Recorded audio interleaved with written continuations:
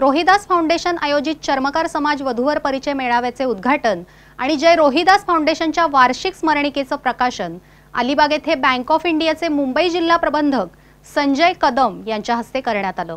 या मेळाव्यात 50हून अधिक वधूवरांनी सहभाग घेतला होता।